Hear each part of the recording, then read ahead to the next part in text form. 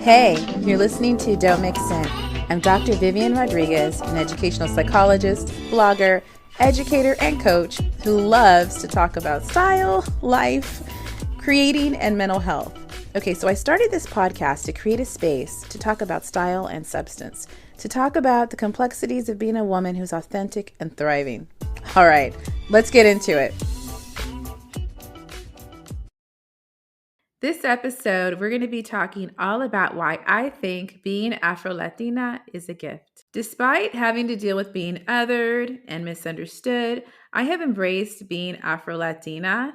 And I think, if you've been following me or if you checked out the blog, you've know that my parents are both from the Dominican Republic. They're immigrants.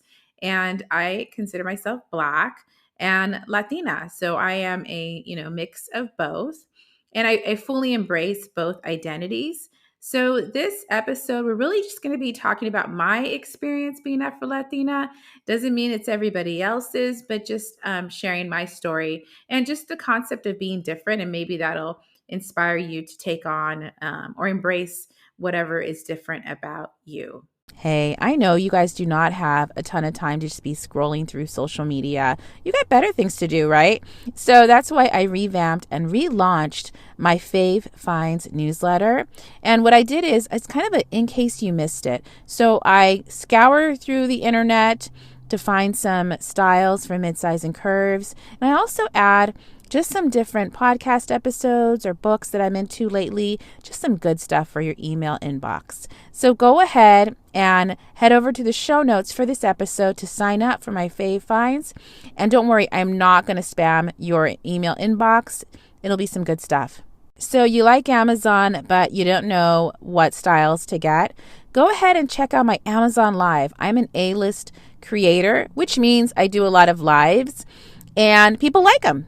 So go ahead and head over to the show notes for this episode to go and join the live. And don't forget to follow me on Amazon. And then keep in mind, as an Amazon associate, I do earn from qualified purchases, and all opinions are my own. And I'll see you guys around. So I have another episode where my sister and I talked about being Afro-Latina in Los Angeles and kind of just some of the, random situations or interactions we had as a result, just growing up in Los Angeles, because there's not a lot of Caribbean people. But this episode, I felt like I wanted to talk more about why I would not have it any other way, why I think that being a part of two communities has been one of my greatest assets. I feel like it is a gift because I just have a different perspective.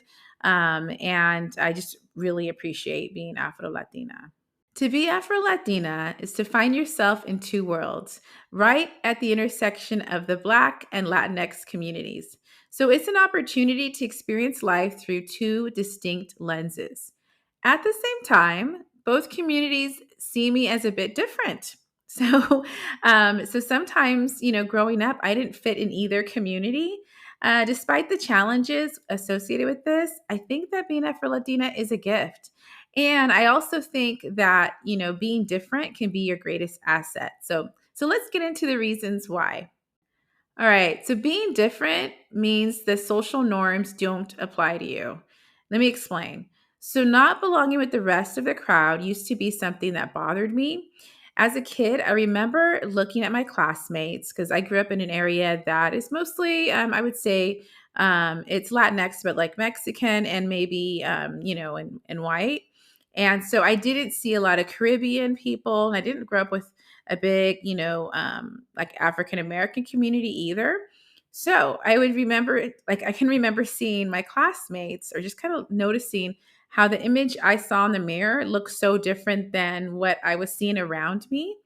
And I was really fixated on the idea of having someone look like me that, even showed up in my art. So I have my siblings and my family, like my immediate family, but we all look different too, right? So it would, my kind of desire to look like someone else showed up in my art. So it was around like fifth grade when I would like draw like a comic book series. This is like a thing. I would like create like a little comic book And it was based on twin sisters. So, like, having a twin in my head was like the answer to all my problems of being different. So, I made like, I want to say, like 5 or 6 issues of this comic book, and I would bring it to school and whatever. But anyway, so this all shifted in high school. When I got into high school, I kind of started to realize that being an outsider had its benefits. Okay, so let's talk about when things started to shift a bit for me. So, high school is when I started to lean into being different. I embraced being Afro Latina and being a party of one. So, having independence was helpful, especially when, cliques and friendships in high school, those groups rule the world, right? So, let me explain. I didn't have to subscribe to any norms since I wasn't part of a clear and distinct racial and ethnic group. So I kind of could do my own thing, and I didn't have to answer to any like kind of group expectations. There weren't barriers attached to me that had to do with a specific group, right? So it was like open season socially for me. So, I could, for example, hang out with my friends who like hated school, like during nutrition or break, and then like at lunch, I could hang out with the kids who, like were in like to the debate club. I was just like kind of free to do as I pleased. The other thing was, being someone who's different also meant being underestimated, so I was able to set my own expectations because people kind of just didn't expect a whole lot when you're different. So I often felt like underestimated as growing up as an Afro Latina. And kind of dismissed, right? But there can be some advantages to that if you have the resources, right? You're able to set your own bar. Now, if you don't have the resources and you're being underestimated and dismissed, that's a problem because it's going to not, open doors for you. But anyway, that's a different conversation. That was just a disclaimer. So, since I could set my own bar, I didn't have to, similar to high school, I didn't have to like conform to any norms. I was able to kind of decide where the bar was for me. And, when you are underestimated, you also, I think, you understand how others feel who are dismissed. So for me, I think this helped me be a more effective educational psychologist because I have a greater compassion for students who are marginalized and families that are, often dismissed or, parents who are underestimated. I get it. I really get it and understand how they feel. And I can, kind of make adjustments and try to, support them. Also, being Afro Latina, being Black and Latina, I get both communities. So, I identify with the challenges, racism, stereotypes that both groups face. So, it's provided me with like a unique opportunity to be a bridge between the two communities. For example, so I understand how collectivism influences the norms of the Latinx community. And so, like, I have some of the terms I'm sharing here, you'll see in the show notes. You can, like, kind of click on them. So I don't take up time, like, explaining all of them. So, but I understand, like, that kind of real big influence of collectivism in the Latinx community.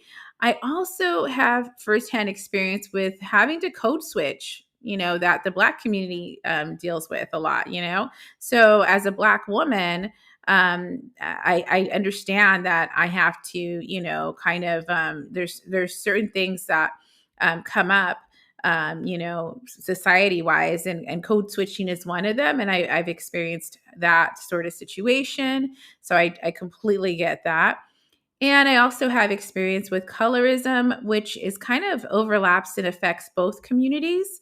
So, for instance, in the Latinx community, being Afro Latina, that wasn't a word I heard until I want to say the last, I don't know, maybe 20, 15 years. That it's, and now it's way more mainstream, but I didn't know what that was. I didn't know existed, but I knew that I was Black. My parents made that very clear to us, like, hey, you're Black. Yeah, that's how you present. And I also, kind of noticed that when I'd watch anything in the media in, the Latinx community, there weren't people looking like me. so, so there's definitely colorism in the Latinx community. And I know there's there's some of that as well that kind of seeps into the Black community, having to be with lighter skin, darker skin, all of those things. So I completely get those kind of those concepts and have experienced it in different ways, which I think is pretty unique and gives me a different perspective than most. So, if you ask, like, why did I create this episode? Why am I talking about this? Because I feel like it's a kind of a way to talk about being different. So, most of my listeners and readers are not Afro Latina. However, I know there's a lot of people who like my content because they feel different. They've been othered, maybe for their size or age or temperament, appearance, whatever. So, I'm here to tell you that you can spin that into being, your superpower, and it could be something that could be a force for you, and you can kind of view it and reframe it in a different, way. So being different, it can be your secret sauce, right? It can be the positive force in your life. And so, like, to kind of sum it up, first, being different, you have the freedom to follow your own path versus group norms. Second, people won't see you coming because they underestimated you, right? So that's another kind of, positive thing, I think, of being different. And then third, you're more relatable. You have a greater understanding of others and like some of the challenges people go through when they're feeling, othered and being left out. So when you're having a moment that you feel the barriers of being different, try to spin it. Because remember, you can chart your own route because you're different. All right, so those are my reasons why I feel that being Afro-Latina is a gift, and you can't tell me otherwise. And go ahead and check out the show notes because I'll have some of those different terms on there and some links for you to kind of dive deeper into those concepts. And also you can read a little bit more about being Afro-Latina. Like what you're hearing? Go ahead and subscribe, rate, and review the podcast. You can also share the podcast on Instagram and tag me at Live by Viv. As far as my music, it's The Croft by Joachim Karud. And everything we talked about in this episode can be found in the show notes on livebyviv.com. Okay, and remember, don't mix in because you don't need to.